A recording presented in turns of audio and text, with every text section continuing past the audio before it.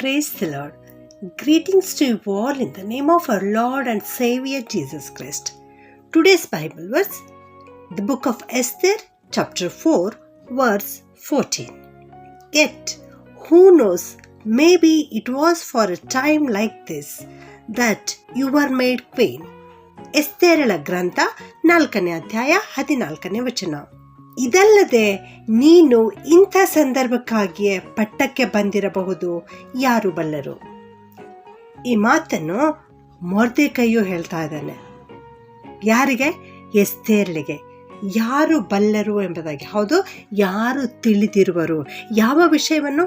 ನೀನು ರಾಣಿಯಾಗಿರುವ ವಿಷಯವನ್ನು ಮತ್ತು ನೀನು ಯಾವ ಉದ್ದೇಶಕ್ಕಾಗಿ ರಾಣಿಯಾಗಿದ್ದೆ ಇದನ್ನು ಯಾರು ಬಲ್ಲರು ಎಂಬುದಾಗಿ ಇಲ್ಲಿ ಹೇಳ್ತಾ ಇದ್ದಾನೆ. ಅಂದರೆ ಯಹೂದ್ಯರಿಗೆ, ಅಂದರೆ ಮೊರ್ದೆಕೈಯ ನಿಮಿತ್ತವಾಗಿ ಮೊರ್ದೆಕೈಯ ಇಡೀ ಜನಾಂಗಕ್ಕೆ ಅಲ್ಲಿ ವಿಪತ್ತು ಬಂದೊದಗಿತ್ತು. ಆ ಸಂದರ್ಭದಲ್ಲಿ ಆ ರಾಣಿಗೆ ಈ ಮಾತನ್ನು ಹೇಳಿ ಕಳಿಸ್ತಾ ಇದ್ದಾನೆ. ನೀನು ಸಹಾಯ ಮಾಡದೆ ಹೋದರೆ, ನೀನು ಈ ಸಂದರ್ಭದಲ್ಲಿ ಸುಮ್ಮನೆ ಇದ್ದು ಬಿಟ್ಟರೆ ನಮಗೆ ಬೇರೆ ಕಡೆಯಿಂದ ಸಹಾಯ ಉಂಟಾಗಬಹುದು, ವಿಮೋಚನೆ ಉಂಟಾಗಬಹುದು. ಆದರೆ ನೀನು ಕೂಡ ನಿನ್ನ ತಂದೆಯ ಮನೆಯವರೊಡನೆ ನಾಶವಾಗುವೆ. ಆದ್ದರಿಂದ ನೀನು ಸಹಾಯ ಮಾಡು. ನೀನು ಇಂಥ ಸಂದರ್ಭಕ್ಕಾಗಿಯೇ ಈ ಪಟ್ಟಕ್ಕೆ ಬಂದಿರಬಹುದು ಎನ್ನುವಂಥ ಮಾತನ್ನು ಇಲ್ಲಿ ತಿಳಿಸಿಕೊಡ್ತಾ ಇದ್ದಾನೆ. ಹೌದು ನನ್ನ ಪ್ರಿಯ ದೇವಚಂದ್ರೆ, ಕರ್ತನು ನಮ್ಮನ್ನು ಈ ಹೊತ್ತು ಯಾವ ರೀತಿಯಲ್ಲಿ ನಡೆಸುತ್ತಾ ಇದ್ದಾರೆ, ಯಾವ ಹುದ್ದೆಯಲ್ಲಿ ನಮ್ಮನ್ನು ನಡೆಸುತ್ತಾ ಇದ್ದಾರೆ, ಯಾವ ಸ್ಥಾನದಲ್ಲಿ ನಮ್ಮನ್ನು ಇಟ್ಟಿದ್ದಾರೆ, ಅದೆಲ್ಲಕ್ಕೂ ಒಂದು ಉದ್ದೇಶವಿದೆ. ದೇವರು ನಮ್ಮನ್ನು ಆಶೀರ್ವದಿಸಿದ್ದಾರೆ, ಅದಕ್ಕೂ ಕೂಡ ಒಂದು ಉದ್ದೇಶವಿದೆ. ಆದುದರಿಂದ ನಾವು ಕರ್ತನಿಗೂ ಮತ್ತು ಕರ್ತನ ನಾಮಕ್ಕೂ ಮಹಿಮೆ ತರುವ ರೀತಿಯಲ್ಲಿ ಸಾಕ್ಷಿಗಳಾಗಿ ಇತರರಿಗೆ ಸಹಾಯ ಮಾಡಬೇಕು ಎನ್ನುವಂಥದ್ದೇ ದೇವರ ಉದ್ದೇಶವಾಗಿದೆ. ಪ್ರಿಯರೇ, ಇಲ್ಲಿ ಎಸ್ತೇರಳ ಬಗ್ಗೆ ನಾವು ನೋಡ್ತೇವೆ. ಆಕೆ ಒಬ್ಬ ಸಾಧಾರಣ ಸ್ಥಿತಿಯಿಂದ, ಸಾಧಾರಣವಾದ ಕುಟುಂಬದಿಂದ, ಬಡತನದ ಕುಟುಂಬದಿಂದ, ತಂದೆ ತಾಯಿಗಳು ಯಾರೂ ಇರಲಿಲ್ಲ ಅಂಥ ಒಂದು ಕುಟುಂಬದಿಂದ ಈಗ ಆಕೆ ಪಟ್ಟಕ್ಕೆ ಬಂದಿದ್ದಾಳೆ. ಅಹಶ್ವೇರೋಷ ರಾಜನ ರಾಣಿಯಾಗಿದ್ದಾಳೆ. ಈಗ ಆಕೆಗೆ ಅಂತಸ್ತು ದೊರಕಿದೆ, ಅಧಿಕಾರ ದೊರಕಿದೆ, ಅರಮನೆಯ ವಾಸ ದೊರಕಿದೆ. ಎಲ್ಲವುಗಳು ಇರುವಾಗ ಆಕೆ ತನ್ನ ಹಳೆಯ ಸ್ಥಿತಿಯನ್ನು ಮರೆತಿಲ್ಲ. ಇಲ್ಲಿ ಮೊರ್ದೆಕೈ ಹೇಳಿ ಕಳಿಸ್ತಾ ಇದ್ದಾನೆ, ನೀನು ದೇವ ಜನರಿಗೆ ಸಹಾಯ ಮಾಡಬೇಕೆನ್ನುವ ಉದ್ದೇಶದಿಂದಲೇ ಕರ್ತನು ನಿನ್ನನ್ನು ರಾಣಿಯನ್ನಾಗಿ ಮಾಡಿದ್ದಾರೆ ಎಂಬುದಾಗಿ. ಈಗ ನೀನು ಅರಮನೆಯಲ್ಲಿ ಉಲ್ಲಾಸದಿಂದಿದ್ದೆ, ಆದರೆ ದೇವ ಜನರಿಗೆ ನೀನು ಸಹಾಯ ಮಾಡದೆ ಹೋದರೆ ಬೇರೆ ಕಡೆಯಿಂದ ಸಹಾಯ ಬರುತ್ತದೆ ಎನ್ನುವಂಥದ್ದನ್ನು ತಿಳಿದುಕೋ ಎಂಬುದಾಗಿ ಹೇಳುತ್ತಾನೆ. ಹೌದು ನನ್ನ ಪ್ರಿಯ ದೇವಚಂದ್ರೆ, ನೀವು ಅನ್ಯಾಯವಾಗುವುದನ್ನು ನೋಡಿ, ಇತರರು ಕಷ್ಟದಲ್ಲಿರುವುದನ್ನು ನೋಡಿ ಸುಮ್ಮನಿದ್ದು ಬಿಟ್ಟರೆ ಆ ಜನರಿಗೆ ದೇವರ ಕಡೆಯಿಂದ ಬೇರೆ ರೀತಿಯಲ್ಲಿ, ಬೇರೆ ಜನರಿಂದ ಸಹಾಯ ಉಂಟಾಗುತ್ತದೆ, ವಿಮೋಚನೆ ಉಂಟಾಗುತ್ತದೆ, ರಕ್ಷಣೆ ಉಂಟಾಗುತ್ತದೆ. ಆದ್ದರಿಂದ ನೀವು ಕೂಡ ದೇವರು ನಿನಗಿಟ್ಟಿರುವ ಸ್ಥಾನವನ್ನು ತಿಳಿದುಕೊಂಡು, ದೇವರು ನಿನ್ನನ್ನು ಉನ್ನತ ಸ್ಥಿತಿಯಲ್ಲಿ ಇಟ್ಟಿರುವುದನ್ನು ನೋಡಿ ನೀನು ಇತರರಿಗೆ ಸಹಾಯ ಮಾಡುವುದನ್ನು ಕಲಿತುಕೋ. ನಿನ್ನ ಕೈಲಾದಷ್ಟು ಸಹಾಯ ಮಾಡುವುದನ್ನು ಕಲಿತುಕೋ. ನೀನು ಇತರರ ಮೇಲೆ ಪ್ರೀತಿ ಇಡು. ಒಂದು ಆತ್ಮವೂ ಕೂಡ ನಶಿಸಿ ಹೋಗಬಾರದು ಎನ್ನುವಂಥದ್ದು ದೇವರ ಉದ್ದೇಶವಾಗಿದೆ. ಆದ್ದರಿಂದ ಕೆಟ್ಟು ಹೋಗುತ್ತಿರುವಂಥ ಆತ್ಮಗಳಿಗೆ ದೇವರ ವಾಕ್ಯವನ್ನು ಸಾರು. ಕಷ್ಟದಲ್ಲಿರುವ ಜನರನ್ನ ನೋಡಿ ಅವರನ್ನ ಪ್ರೀತಿಯಿಂದ ಕರ್ತನ ಮಾತನ್ನು, ಕರ್ತನ ವಾಕ್ಯವನ್ನು ಅವರಿಗೆ ಹೇಳು. ನಿನ್ನ ಕೈಲಾದಷ್ಟು ಸಹಾಯವನ್ನು ಮಾಡು.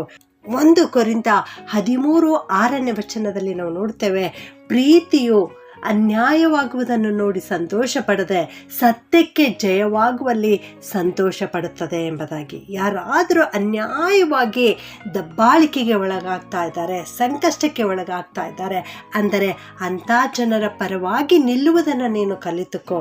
ಅವರಿಗೆ ಸಹಾಯ ಮಾಡುವಂಥವನಾಗಿರೋ. ದೇವರು ನಿನ್ನನ್ನು ಉನ್ನತ ಸ್ಥಾನಕ್ಕೆ ಇಟ್ಟಿರೋ ಉದ್ದೇಶವನ್ನು ತಿಳಿದುಕೋ. ನೀನು ಕೂಡ ಇಕ್ಕಟ್ಟಿನಲ್ಲಿರುವಾಗ ಅಥವಾ ನಿನ್ನ ಪ್ರಿಯ ಜನರು, ನಿನ್ನ ಮುಂದಿರುವ ಯಾರೋ ಗೊತ್ತಿಲ್ಲದ ಜನರು ಸಂಕಷ್ಟದಲ್ಲಿದ್ದಾರೆಂದರೆ ಅವರಿಗಾಗಿ ಉಪವಾಸ ಪ್ರಾರ್ಥನೆ ಮಾಡು. ಅಂದು ಎಸ್ತೇರಳು ತನ್ನ ಪ್ರಾಣವನ್ನೂ ಲೆಕ್ಕಿಸದೆ ರಾಜನ ಸನ್ನಿಧಿಗೆ ಹೇಗೆ ಪ್ರವೇಶಿಸಿದಳೋ ಹಾಗೆ ನೀನು ಕೂಡ ನಿನ್ನ ಒಂದು ಐಷಾರಾಮಿ ಜೀವಿತವನ್ನು ಬಿಟ್ಟು ಉಪವಾಸ ಪ್ರಾರ್ಥನೆ ಮಾಡಿ, ದೇಹ ದಂಡನೆ ಮಾಡಿ, ಕರ್ತನ ರಾಜಾದಿರಾಜನ ಸನ್ನಿಧಿಗೆ ಪ್ರವೇಶಿಸಿ ನೀನು ಇತರ ಜನರಿಗಾಗಿ ವಿಜ್ಞಾಪಿಸು. ಆಗ ಖಂಡಿತವಾಗಿಯೂ ದೇವರು ಆ ಸಂಕಷ್ಟದಲ್ಲಿರುವ ಜನರನ್ನು ಬಿಡುಗಡೆ ಮಾಡುವುದಲ್ಲದೆ ನಿನ್ನನ್ನೂ ಕೂಡ ಅತಿಯಾಗಿ ಆಶೀರ್ವಾದ ಮಾಡುತ್ತಾರೆ. ಪ್ರಾರ್ಥನೆ ಮಾಡಿಕೊಳ್ಳೋಣ. ಭೂಪರಲೋಕಗಳ ಒಡೆಯನಾಗಿರುವ ನಮ್ಮ ಪರಲೋಕದ ತಂದೆಯಾದ ದೇವರೇ, ನಿಮ್ಮನ್ನು ಕೊಂಡಾಡ್ತೇವೆ ಕರ್ತನೆ. ನಿನ್ನ ನಾಮಕ್ಕೆ ಕೋಟಿ ಕೋಟಿ ಸ್ತೋತ್ರಗಳನ್ನು ಸಲ್ಲಿಸುತ್ತೇವೆ ದೇವ. ನೀವು ನಿನ್ನ ಪ್ರಿಯ ಜನರನ್ನು ಆಶೀರ್ವದಿಸುವಂಥ ದೇವರಾಗಿದ್ದಿ ಕರ್ತನೆ. ಅದಕ್ಕಾಗಿ ಸ್ತೋತ್ರ ಕರ್ತನೆ. ಇಂದು ನೀನು ಕೊಟ್ಟಿರುವ ವಾಕ್ಯಕ್ಕಾಗಿ ಸ್ತೋತ್ರ. ಎಸ್ತೇರಳಿಗೆ ನೀನು ಬಡತನದಿಂದ ಮೇಲೆತ್ತಿ ರಾಣಿಯನ್ನಾಗಿ ಮಾಡಿದ್ದೇವ.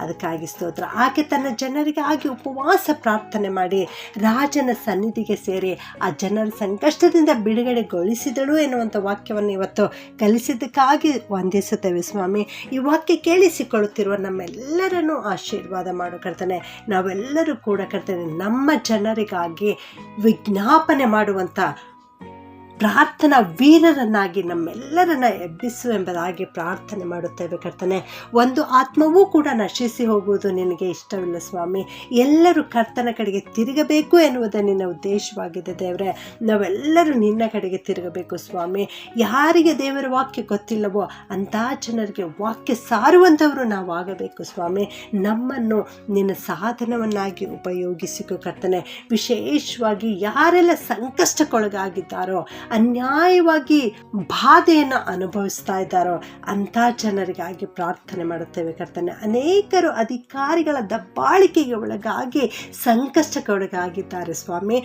ಆ ಮಕ್ಕಳಿಗಾಗಿ ಪ್ರಾರ್ಥನೆ ಮಾಡುತ್ತೇವೆ ಕರ್ತನೆ. ನೀನೇ ಅವರನ್ನು ಆಶೀರ್ವದಿಸು. ಯಾವ ಕೇಡು ಬರದಂತೆ ದೇವ ನೀನು ಕಾಪಾಡು. ನಿನ್ನ ರೆಕ್ಕೆ ಮರೆಯಲಿಟ್ಟು ಪೋಷಿಸು. ನಿನ್ನ ಅಂಗೈಯಲ್ಲಿ ಚಿತ್ರಿಸಿಕೊಂಡು ಅವರನ್ನು ಕಾಪಾಡು. ನಿನ್ನ ಕಣ್ಣುಗುಡಿನಂತೆ ಅವರನ್ನು ಕಾಪಾಡು. ನಿನ್ನ ಶಿಲ್ಬೆಯ ಅಡಿದಾವರಿಯಲ್ಲಿ ಬಚ್ಚಿಟ್ಟು ಸುರಕ್ಷಿತವಾಗಿ ಅವರನ್ನು ನಡೆಸಬೇಕಾಗಿ ಈ ಪ್ರಾರ್ಥನೆಯನ್ನು ಯೇಸುವಿನ ನಾಮದಲ್ಲಿ ಪ್ರಾರ್ಥಿಸಿ ಬೇಡುತ್ತೇನೆ ತಂದೆಯೇ. ಆಮೆನ್.